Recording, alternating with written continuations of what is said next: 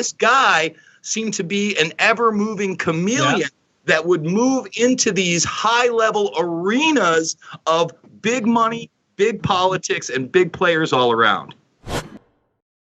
You're listening to the Corbett Report. I'm super excited about this because for the purpose of, one, I have some old friends. I mean, Jason and James were like literally two of my first guests when I like on episode like 7 and 8 or something like that. And this is my 200th episode.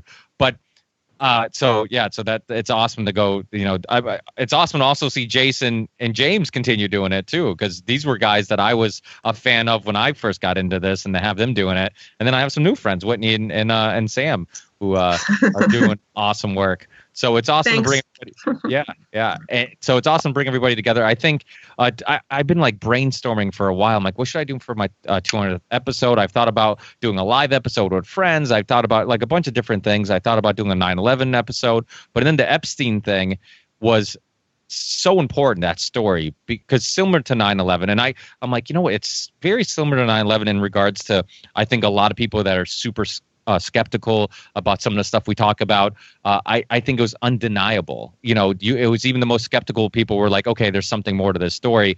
And I would hope the same way that like 9/11 for many of us, I know with James, probably with Jason and some of the other guests on the phone line, was an eye opener and kind of was the first rabbit hole that kind of led us to all this. I'm hoping the Epstein story does the same for many other people. Unfortunately, it's become almost a blackout story where it was from like, and we talked about this, I think, with Sam and James and I, when we were talking about censorship. I was asking the question. I'm like, this is kind of weird that they're openly, like every mainstream media organization is talking about the Epstein story. Like nobody's even attempting to not talk about it, where before things were going on and nobody was reporting on it besides the Miami Herald. And now it's like total blackout. So the whole thing is kind of weird how like it was acceptable to talk about it. Now it's not acceptable. I don't know what your guys' theory is, but I know you guys have done a lot of research and similar to myself have looked into this and looked at a lot of different perspectives. Maybe to open this up, because I do want to keep this story alive. I think you guys probably agree with me that it's important to keep alive. Similar to the 9/11 story, it's not just about this specific event of a suspicious suicide, but especially Whitney Webb going really in deep with Iran-Contra links and all these other links. Like these stories are really it's the octopus. It's the real octopus conspiracy. I mean, you see how all these things are linked together. So I'd love to hear and I think probably the listeners would love to hear, now as time has gone and some of the smoke has settled and you've had some time to digest some of the information, what is your theories on really what was going on? Because I think there's a lot of speculation, but it's really like nobody is really quite sure yet. Would anybody? Sure. Yeah. Wait. About Epstein? Yeah. Well, I think he was doing a couple different things for intelligence. I think I've said this before. So there was the sexual blackmail operation, which was also sex trafficking. But I think even before that started, he was doing a lot of stuff in the world of finance, a lot of money laundering, and a lot of other things like financial crimes like that he continued while he was also doing, the sexual blackmail stuff. And even after that, because obviously when he was arrested the first time, kind of hard to entrap people when you've been, convicted of soliciting sex from a minor. So I think after that, the financial thing continued, and that's why we saw people like Bill Gates and Ehud Barak and even like Steve Bannon maintain their relationship with Epstein after his first arrest, right? So, I could go into more detail, I guess, but just generally speaking, I think he was doing a lot of different stuff, and I think one of the main reasons regarding the timing of his arrest, this in July and all that, has to do with the financial stuff more than the sex crimes, because even when he was indicted this time in July, it was all about the same stuff that went on prior to his first arrest, right? So I think the timing, there's some ulterior motives there for sure. That wasn't like the official story. I also think in terms of mainstream media coverage of the Epstein thing, a lot of it was directed towards trying to make this about the salacious bits and make it into a sex scandal and keep it from the real story coming out that not only was he doing, this really, perverted and sick stuff, but he was state sponsored, right? And he was doing that with like a state sponsor. So I think the whole focus of it was to be like, oh, look at this salacious detail and look at this. I think that was what a lot of the focus was on mainstream media. And even now, the occasional stories that still come up in mainstream media are about like Prince Andrew and, oh, look, Randy Andy, and all that stuff. So I think, they're keeping with the same thing and avoiding the real story, which is, unfortunate, but, typical of how they operate. And I would say this, it definitely set a litmus test for what we were willing to accept as the public after the fact. In other words, was the public willing to accept that Epstein either was suicided or killed himself or is just going away and then that's it? And for the most part, nobody's outraged. Let me give you an example. We have more video of ISIS fighters escaping Syrian prison within 12 to 24 hours of that event happening and being predicted by the mainstream media 48 hours earlier than we do footage inside the prison in which Epstein was held. I mean, think about those media motivations. We can't get footage inside a United States prison, but footage all the way across the world is spanned all over every single network to try to get the American public outraged that a president is withdrawing troops from a nation we had no business in. So at the end of the day, it also kind of serves, again, as this test is, this is really in your face. Everybody's been talking about it, and now it's over. Shut up. We even named people like Bill Richardson, who was a former governor of Mexico, who had Clinton ties, Genie Energy ties, and nobody is outraged that that person hasn't been arrested or questioned for his role in the Epstein case. So I think there's a lot of layers to this case that we could talk about pre-Epstein arrest, during the arrest, and now the aftermath of the quote-unquote suicide. James, would you want to add to that? Are you there, James? Did we lose James? Well, I'll jump in until we get back. No, sorry, I'm here. Go on, James. I just wanted to say, I think some good points have been made. One point that's important to stress is that exactly right, this is a tabloid story that has been reported in a tabloid way for salacious details. I think because it was a genuine story that really happened. What's the damage control that you can do on a story like this? It's to hone in on the salacious details, make it all about just Jeffrey Epstein as some sort of character who came out of nowhere and did this horrible thing, and now we can all gawk at it for a few minutes, now move on to the next thing, rather than really looking at the deep history of it, exactly like so many other events throughout history. And it is important to put this in the broader context of honey traps that have been used by intelligence, presumably for thousands of years. It may be a little bit more technologically advanced at this point, but it's the same idea that's been going on, and that's why it connects into so many other political scandals. Well, my opinion is that I'm just like a kid in a candy store right now listening to everybody talk. I feel like I won some kind of a radio contest, and I get to hang out with my favorite truthers talking truth. So I'm not going to be talking a lot on here because I'm more excited about just being on the call than anything. But I mean, like, we had like 18 hours of like everybody letting us do a victory lap. And then they counter push to, oh, it's all conspiracies. It's all stupid. It's all this. I was in New York City. I have a good friend of mine who's close with some of the people who have worked at that jail before. And they go, it wouldn't take much money to bribe that entire staff. Like, everybody that worked at that jail would take about $3 million to bribe everybody to fall asleep and push the cameras in different directions. So who knows what's going on? I listen, man, the more and more I'm in this truth game, the more and more I have zero clue what's going on. Every time I think I have an idea of what they're doing, I just realize that's just another layer of deception. Like, I would like to believe, I believe there is a something going on between Trump and what Jeffrey Epstein's group, we'll call them the deep state. I would believe there is. but maybe some will come out 2 seconds later that they're all working together. That, and Whitney, you would know better than me, and James, you would know better than me, whether, that arrest of Jeffrey Epstein way back in the day was real or not. Was that done on real, meaning that was a real fight between Trump and him, or was that just another game being played by the super rich elite? I wish I had answers. I'm just going to listen to you guys. I mean, I'll jump in and say some bad dick joke at some point, but at the end of the day, I'm just really like, all I know is that there is intelligence, child sex, blackmail going on, but I'm confused on who's involved. Well, let me jump in just to kind of talk about the Trump administration and Epstein quick in relation to Bill Barr. One of the great things that Whitney Webb has done in her series is talk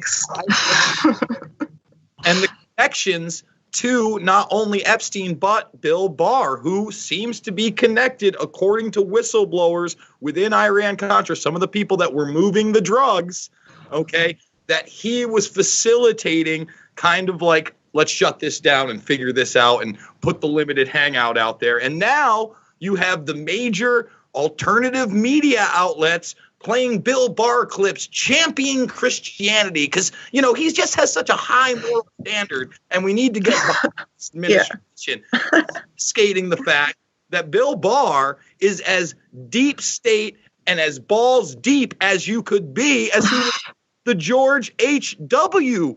administration. It's something that's really not touched upon. So you can sit there and you can talk about his relation to Trump and the models and, Mar-a-Lago and all that stuff. And it's something that does need to be talked about, that James Patterson covered well in his book, Filthy Rich. But what I'm more interested in are his relationships to Adnan Khashoggi and Prince Andrew regarding arms dealing, and his relationships to the CFR and the Trilateral Commission involving globalism, and then his movement after that first conviction into the tech realm, where he'd kind of been regulated to Wall Street, Bear Stearns, Towers Capital, and now it's Elon Musk, Bill Gates, and other tech giants. This guy seemed to be an ever-moving chameleon that would move into these high-level arenas of big money, big politics, and big players all around. And that's another similarity with 9/11 and this story is the links to people who are trying to take away our freedoms and rights. I mean, Whitney's on some recent interviews, I've heard her talk about the pre-crime software companies. Obviously, after 9/11, all the basically NSA just had a green light to do whatever they wanted. All our rights went away. So you're seeing these themes and some of the same issues come about, and even some of the, I wasn't familiar with the Carlyle Group before 9/11. I wasn't familiar with, the Mossad and so what they were involved in before 9/11. And similar to the Epstein story, it's kind of opened my eyes to new things like this pre-crime organization, this software companies, which Epstein had links to. And I think you said even the Kraft company had links to, which is pretty wild because I live in New England. So, we're pretty familiar with Robert Kraft here. Right. Well, Robert Kraft wasn't funding Carbine 911, but he's one of the main backers of this like startup accelerator that's based in Massachusetts but has an office in Israel. And they were and that startup accelerator was funding another startup that's has its business model based off of mass shootings, but it's not the one Epstein was funding. It's another one called Gabriel. And they're really similar. In this Gabriel one, its board of directors is like deputy director of the Mossad, former director of Shin Bet, which is like the FBI of Israel, and the former chief of Israel's national police are the people on the board of that. And, that company and this Carbon 911 company that basically had their business model based on there being more mass shootings and people being more afraid of another one potentially happening and having this, basically pushed through. They're going to try and push it through Congress, actually, because there's these different lobby groups that are now pushing for next generation 911 systems, which is like an nationally interconnected 911 system because they're all sort of localized, right? And then that would basically, if anytime you call 911, it would mean that they could literally extract all the data off of your smartphone without your consent. Oh my you don't God. even have to have the app installed. So yeah, that's what Epstein was funding. And the company that Epstein used to invest in that is registered as a DNA data mining company, which is super weird. And what it does is that when they take your data off your phone, they use it to analyze your past behavior, your present behavior, and also to predict your future behavior. And it's just one of a whole bunch of yeah, and it's just one of a whole bunch of other companies that are sort of in the same circle. So for example, another main funder of Carbon 911 is Peter Thiel, who also is, Palantir and all of that, which is into pre-crime stuff. And there's a lot of ties into the Trump administration with Peter Thiel and also with Carbine. There's like people from the Trump transition team on the board. One of the biggest donors to Trump 2020 is on the board of directors of the company. And then it's headed by Ehud Barak, who's the chairman. And things like that. So a lot of really shady stuff going on there, especially considering now that there's been this proposal that's been put out called HARPA to make like a DARPA, but instead of for defense, it's for health.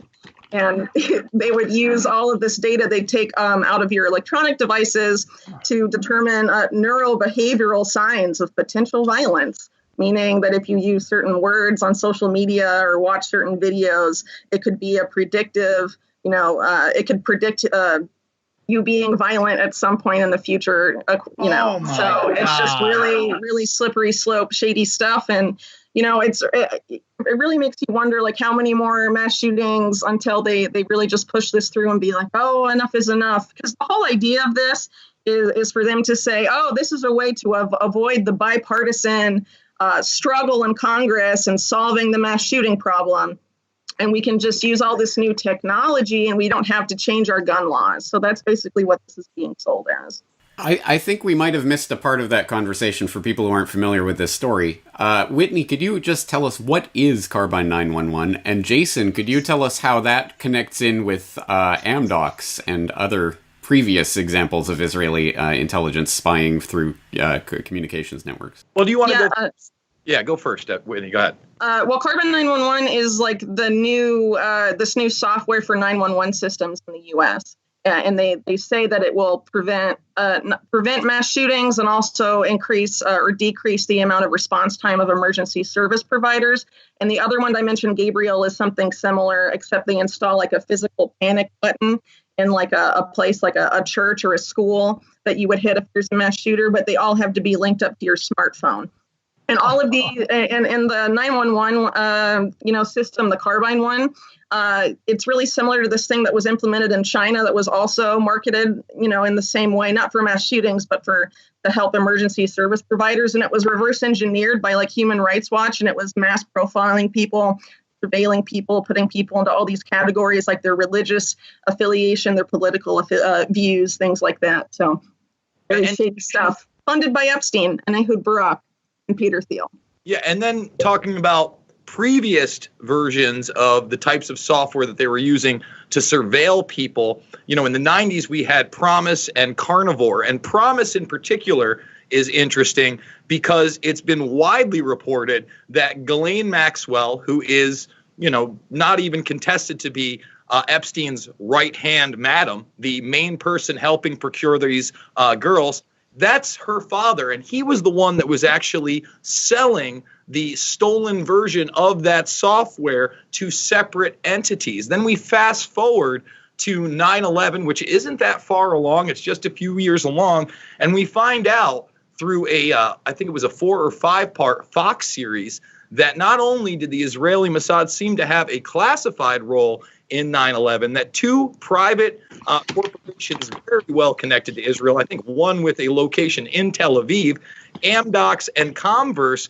also had that relationship, and that they had basically all telecommunications had to go through them. And although they weren't able to, quote unquote, listen in on phone calls, they were able to build networks from phone numbers that were calling each other for certain amounts of time. And the amount of government institutions and secret offices that they were able to infiltrate is still pretty much classified to this day. So, these are extremely interesting aspects. And this is something I want to ask you, James. Well, we fast forward to Carbine and Peter Thiel, who is, and you would think people would be going after this because he's Trump's technology advisor. Right? Oh, my God. He's the co-founder of PayPal with Elon Musk. Mm-hmm. But instead of focusing on him, the media right now this week, even though it's not that loud, is focusing on Bill Gates. Why do you think that is, James?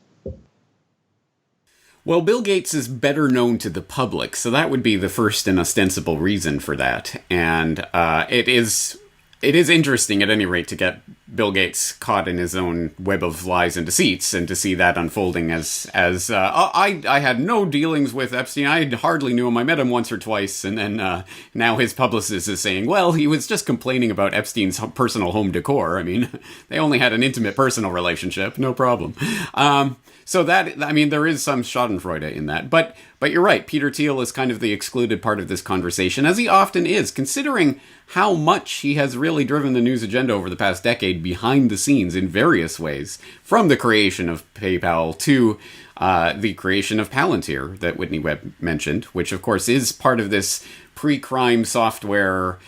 We can't exactly tell you what this is, but it databases and tracks everything and connects it all together behind the scenes. That obviously has some sort of lineage back to something like the Promise software. Who knows how much more advanced the Promise software is now, which of course was stolen from Inslaw Inc. back in it was developed in the 70s, if I recall correctly. It was stolen in the 80s, and then, as you say, marketed by people like Robert Maxwell as part of intelligence operations, backdoored to give people backdoor access to, whoever bought them, whichever intelligence agencies bought them.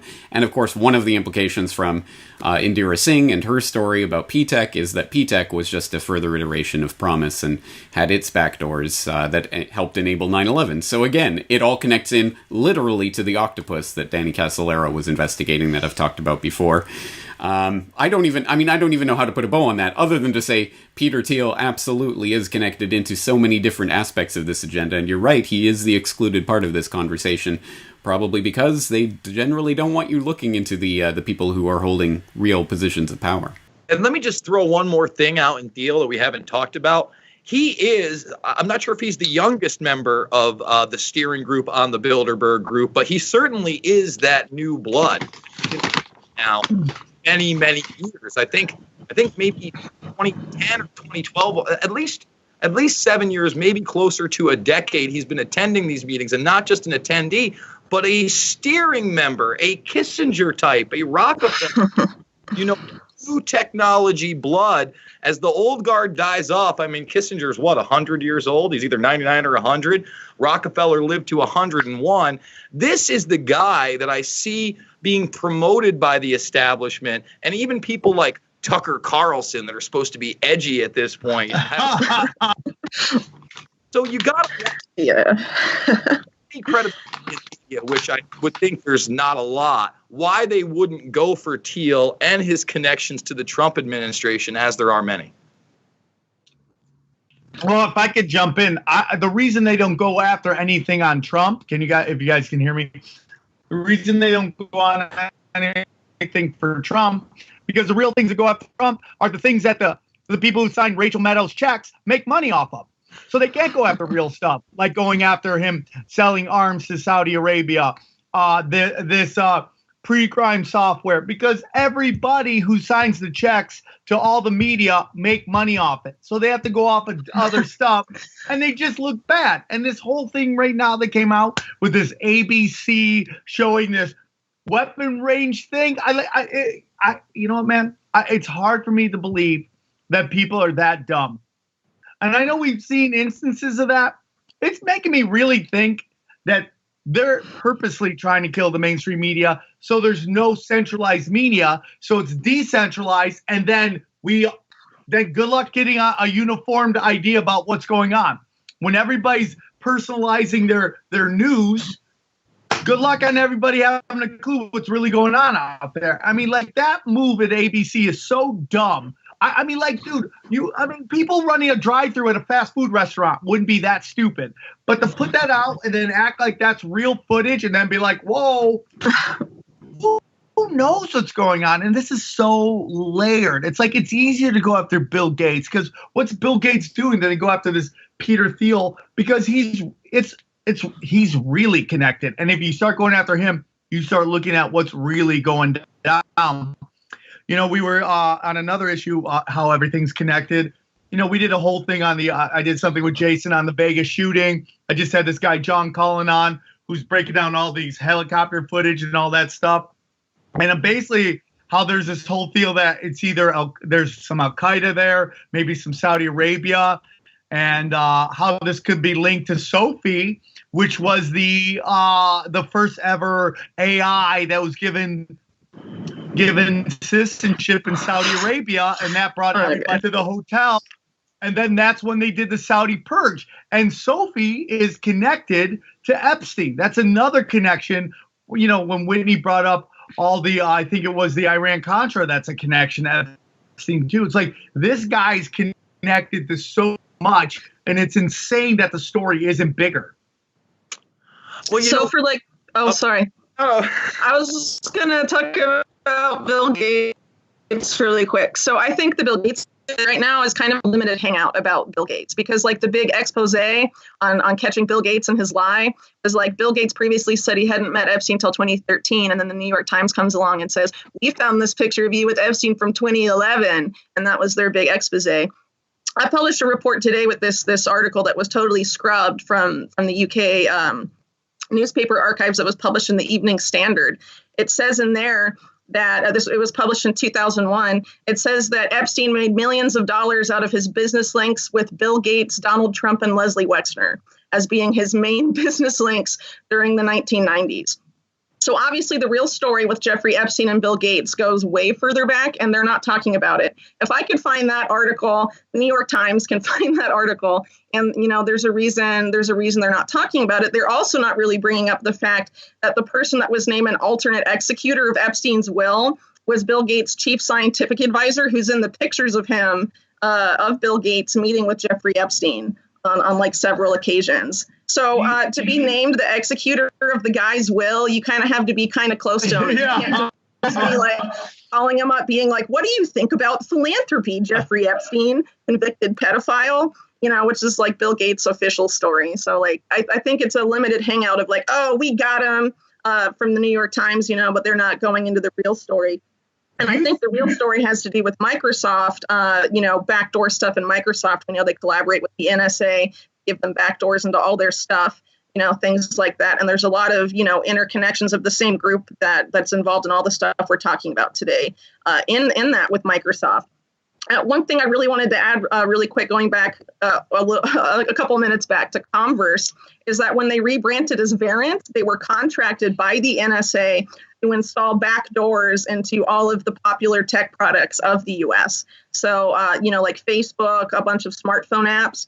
Verint was contracted, a foreign company was contracted by the NSA to put backdoors into the telecommunications system of the U.S. after they, you know, their previous iteration, Converse Infosys, was caught spying on the government. Whitney, do you think that it's possible that that Bill Gates is just disposable at this point, meaning that if his brand takes a beating, it's not that big of a deal? Because that's my opinion on why everything now conspiracy rated is being broken on Yahoo.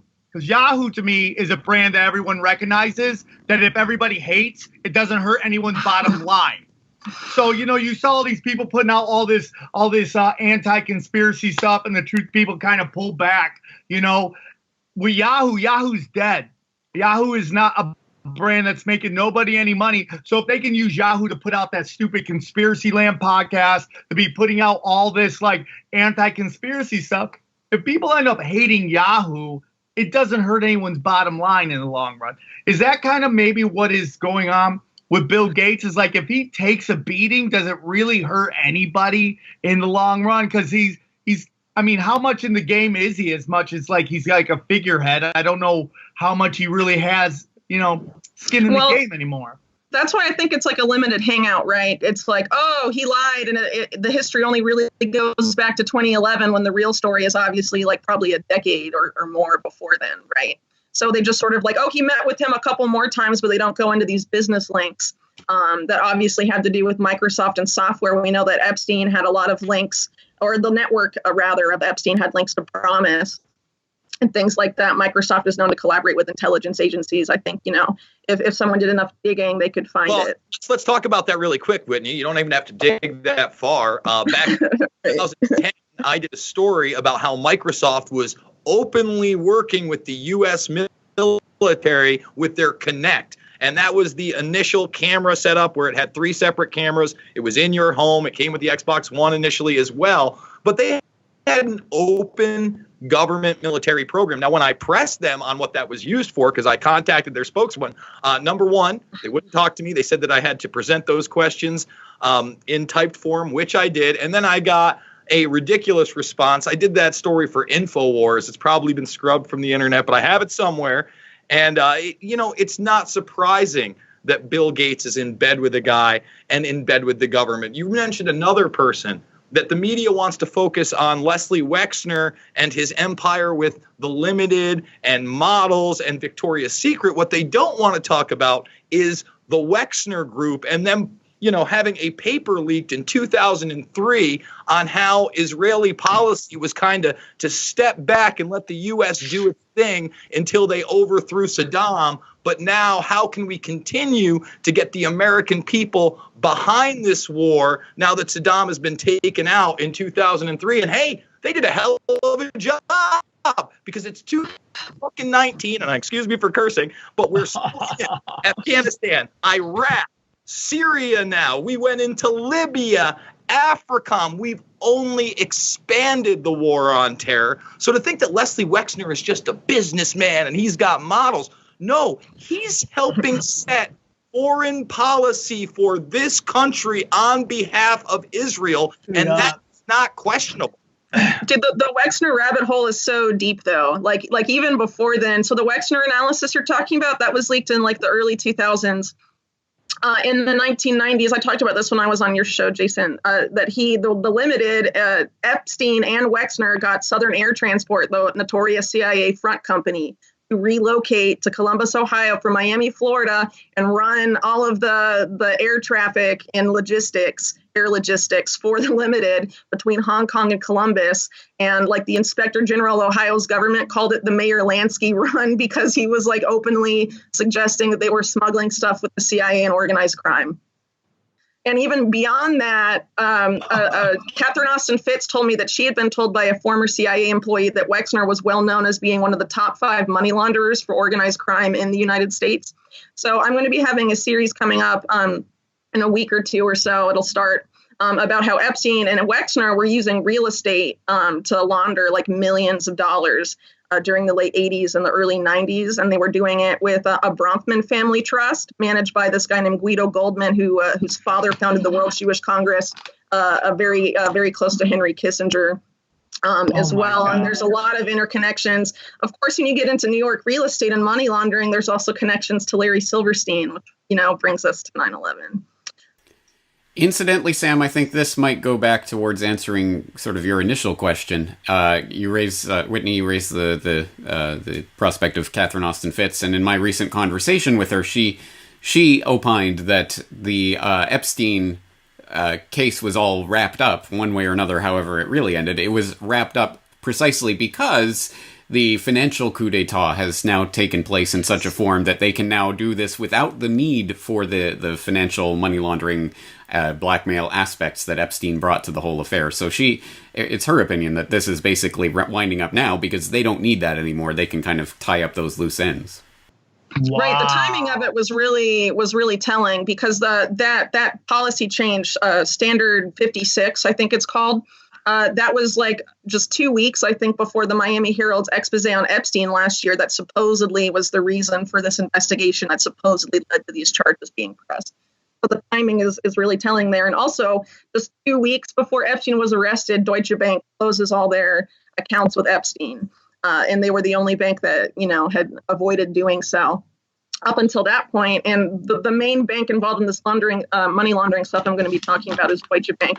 Not surprising then that we have all this ties in with other New York property developers that are now politically powerful, like the Kushners and Trump, also to Deutsche Bank. So there's a whole lot to pick at there. Is there something though between Trump and that group, or is this just more theater? Yeah. No, I definitely think so. Well, I mean, in my series, right, I talk a lot about how there's a lot of connections, at least in New York anyway, to like organized crime and intelligence in the government. And one of the main figures that I talk about in the early part of my series that was running a sexual blackmail ring for the, it was really similar to Epstein's, was Roy Cohn, who was Trump's mentor and was a very notorious lawyer who represented a lot of organized crime figures. And Epstein had a lot of ties to lawyers like that, including Ivan Fisher and some other people. There's a lot of crossover also between Robert Maxwell and Tom Balan, who was Roy Cohn's law partner. And just like the amount of connections are really crazy. I feel like I could like just talk about them for like nonstop and monologue because it's really nuts. It's a huge web. I really need to like map it out graphically. But, it basically goes back to the National Crime Syndicate, which is the Mayor Lansky co-founded with the Genovese Family Crime Syndicate, how they got bed with the OSS, the forerunner to the CIA before World War II, and then brought their sexual blackmail rings that they had been running, brought that in with the CIA and the FBI and all this stuff, and it all got mixed together, and that's why we're, where we are now. And when you bring up Roy Cohn, I think it's really important for people to understand his importance spanned decades, from, that McCarthyism era into, right, being Trump's lawyer and the rise of Roger Stone. And actually, there's a new documentary. I can't wait to watch it. I haven't seen where I can get it yet, but it's called Where's My Roy Cohn? Yeah. That'll be interesting what they dug up there. Mm-hmm. Yeah, it's based in a Trump quote. And if you watch the trailer at the very end, somebody speaking who was close to Roy said, hey, if you asked Roy, he was responsible for every major dealing of the past few decades. So talk about arrogance and being out there and saying, hey, I do control things. One of those people was Roy Cohn. He was very flamboyant about it. Yeah, well, he was a big fixer for politics, and he was really powerful in the Reagan administration, and he was also, influential in Nixon, but it was really Reagan. He's the guy that introduced Rupert Murdoch to Ronald Reagan, and to get Rupert Murdoch on board with basically doing propaganda for the Central American policy of the Reagan administration during that time, and the contras of all of that. That was Roy Cohn that introduced them.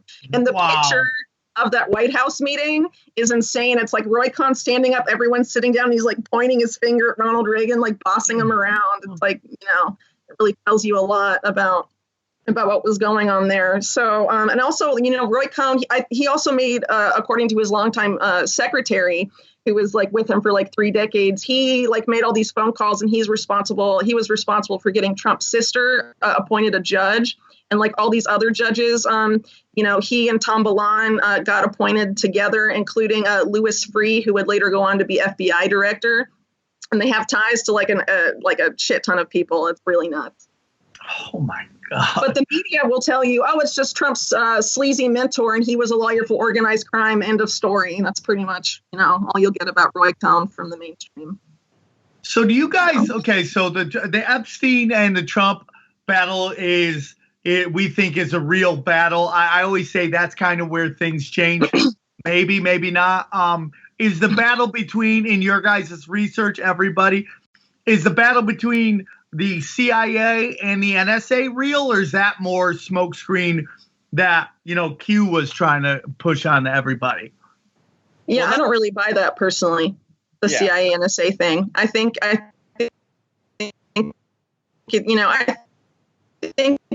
your intelligence agency, Israel's intelligence apparatus, or even, the UK's. I mean, when you get to higher levels of power, they all pretty much like do the same stuff and work together and collaborate a lot. And that's really been that way, since the 50s, at least, I would say.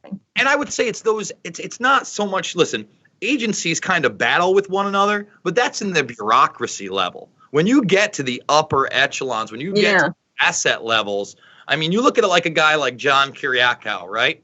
And he basically, aside from being a whistleblower on torture, I recently did a video where he talks about, hey, it's official policy for us to commit espionage. And if you've got an asset in another country and you're already breaking laws for that person, if he asks you for a child prostitute, you go procure that child prostitute. Your superiors are going to tell you to do that. That alone should be very, very telling that is official CIA policy when you are involved in espionage. But I'd like to get Corbett's take.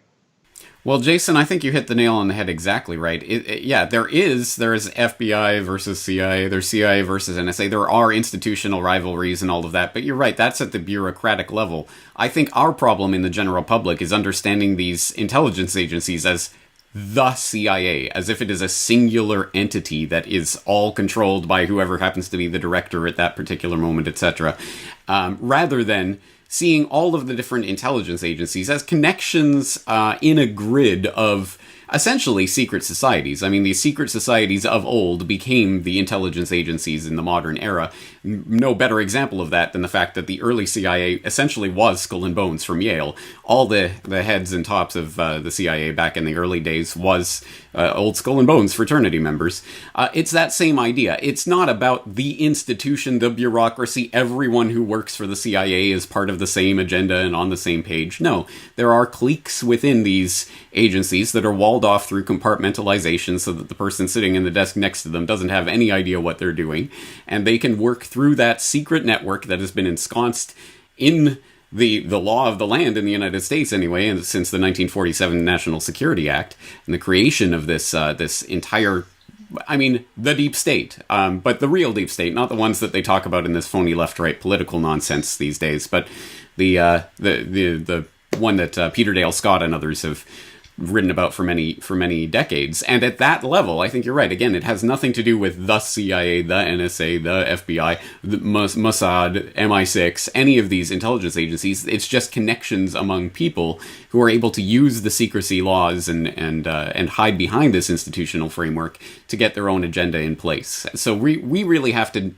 nail down the actual connections between people rather than look at it through that institutional framework, which to a certain extent is the limited hangout in this situation. And James, I'm so glad that you brought up Peter Dale Scott. I'm actually going to be having on my program in the next couple of weeks. I finally reached out and he reached back out, but he is the godfather of the term deep state, of parapolitics, of deep politics, of these type of networks. And when we talk about interagency networks, I think there's a great example to be made, and me and James have actually discussed this before with Lee Harvey Oswald. But let's take a look at Epstein, for instance. Now, you have evidence that he was involved with some kind of intelligence agency via, what's her name? Vicky Ward. And she basically stated that Acosta was in his confirmation meeting with the Trump administration, said when he was questioned about Epstein, he was told he was in intelligence, it was above his pay grade, and back off. Now, whether that's CIA, NSA, Mossad, something else, it's almost a moot point because we have documentation that shows at some time he cooperated with Robert Mueller and the FBI.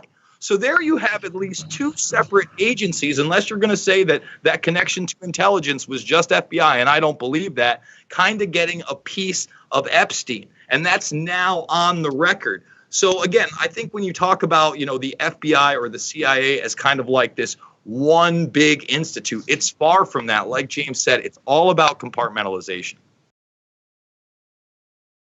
Yeah, no, I completely agree. I think people get caught up in the whole Republican Democrat thing. And, growing up, when I first got into politics, it was like, oh, yeah, these are the good guys or the bad guys. And after a while, you realize, oh, they all work with the same people and they're part of the same group. I mean, they're all bad. Yeah.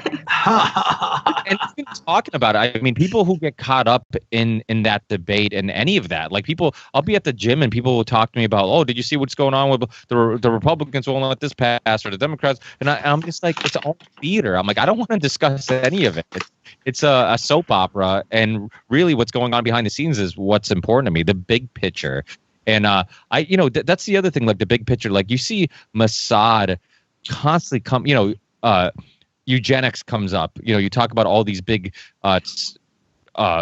people and groups and events, and it's like Mossad, epigenetics, just a global government. Like, what is the big picture? Do you guys have an opinion on like who's really pulling the strings? Because that's really what we use the word they a lot, right? They're doing this.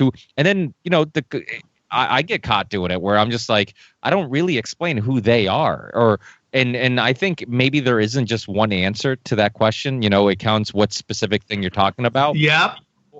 Or do you think there is a they? Yeah, there's an 8-foot albino lizard called Pindar, and he's pulling everything. No, I don't know. I think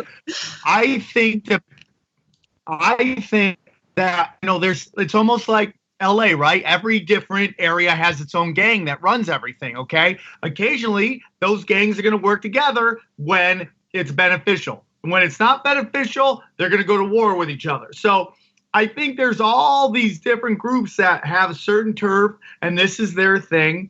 And when it's beneficial, they all work together, and they just use this theater to get us all fighting with each other. So, these people run this, or these people, white guys are bad guys, these people are bad guys, Jews are bad people, blah, blah, blah. They all fight with each other, when in reality, they're all just trying to make a dollar at every single moment. And when it's beneficial, they'll work together. That's my opinion. I agree. Well, that's a good point, Sam. I think that question is designed to get us fighting with each other, whether intentionally or not. Because, oh, no, you think that's the top of the pyramid, but this is the top of the pyramid, and everyone spends all their time arguing about that. But think about even in this conversation today, we have named names with real, actual lineages that you can go and you can research. Roy Cohn and Leslie Wexner and Peter Thiel and all of the people that we have mentioned. You can go and you can look at their connections and you can see how they tie into this, as we're calling it, the gigantic octopus, this story that has tendrils everywhere and that reaches into all these different conspiracies over the decades. But no one's going to be satisfied to hear, it's all Roy Cohn, he runs the world. No, of course not. Because that's not true. But he is a point at which you can start to examine this octopus. But because there's this one person that runs everything, it's never going to be satisfying for people. They are looking for the conspiratainment aspect of this, that it's this person, and if we can bring it down, then we've saved the world, or something like that.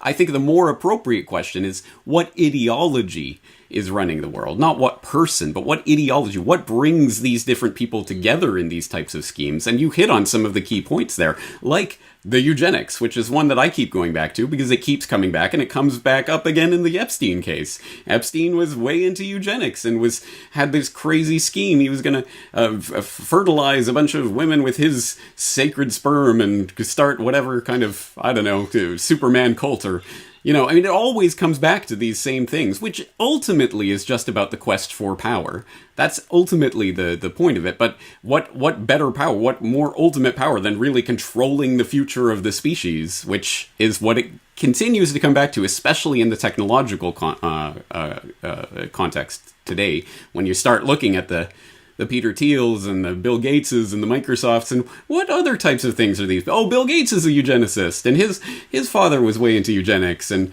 now he's the billionaire philanthropist who's saving the world by stopping those poor black and brown people on the other side of the planet from breeding, but it's all for our own good and blah, blah, blah. It always comes back to these same ideologies, and that's, I think, what we need to focus on more than who is the person running the world. What is the ideology behind this?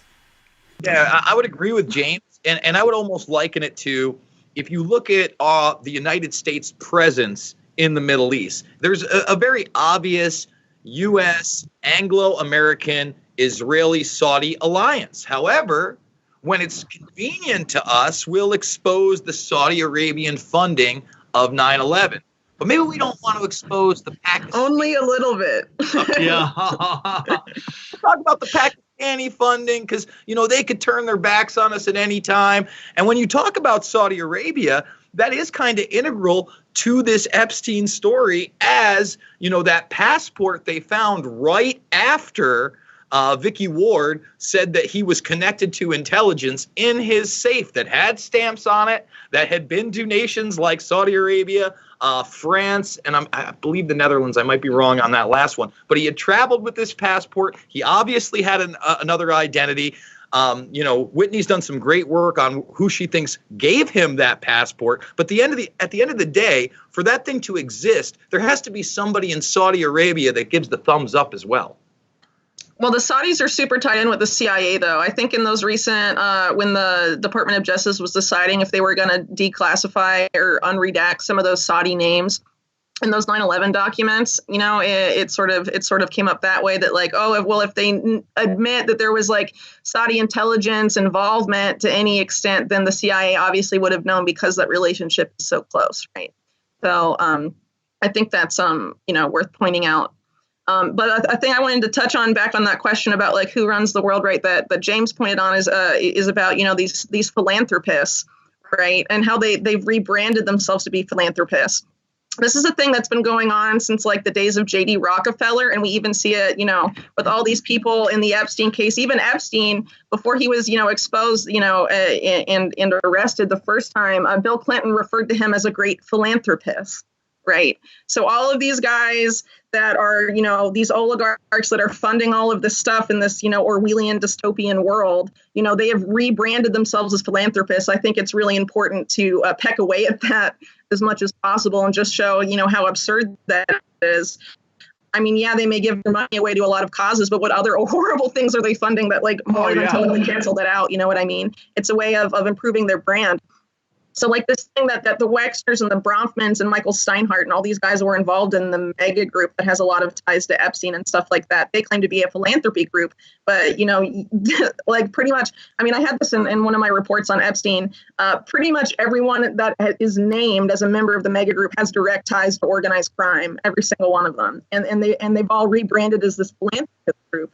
And even Sam Bronfman, who's the patriarch of the Bronfman family with Seagrams and all of that, and was known to be like this mob-linked guy and was known for his mob ties, he went about to rebrand himself as a philanthropist, specifically, one focused on like pro-Israel causes or Zionist causes and things like that in the 1930s. That was his plan specifically, and the mega group is an outgrowth of that. But we see that not just with the mega group, but, like J.D. Rockefeller was the guy that first pioneered this. We see that with all of these guys that are essentially funding the same stuff, which is, this push towards global government, but they're claiming to do it by being philanthropists. Oh, we're here to help you and all this stuff. It really needs to be exposed that, no, they're not here to help you. They believe in supremacy. They believe in eugenics, and they believe in, concentrating control, in their hands only, and, putting us in this feudal, pre-crime surveillance state. When they were defending when all the stuff started coming out about the Clinton group, you saw all the talk shows on the cable outlets all talking about how the Clinton Global Initiative, all the philanthropy work that they were doing, how much Jeffrey Epstein came up with the Clinton Global Initiative, according to his defense lawyers. That's all they kept doing was they just kept, totally, 100%. Okay, sorry, go on. Go ahead. No, Ricky, go on. I would love to hear your take. No, go ahead. I was probably just going to say something pointless anyway. Go ahead. No, but it's your show. Yeah. But this is actually, the benefit of I was really excited to have all you guys on. I'm so excited.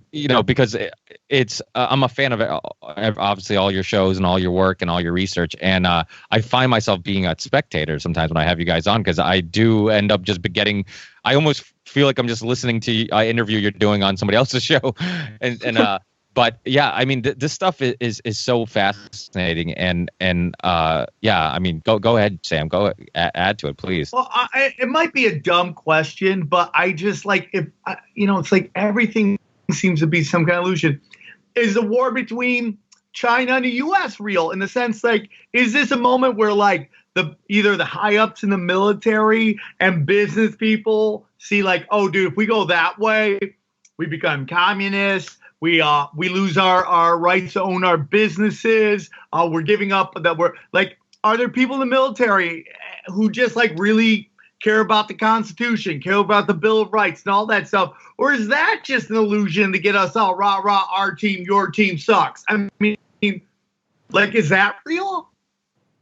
Well, you know what? I think the China situation is complex. It's one I've actually talked about at length with James, because again, all this technological advancement in surveillance, in instant social credit score reduction, into instant fining and facial recognition, in my opinion, has now been beta tested in China and is going to be further tested by 2021 on a population of over 1 billion.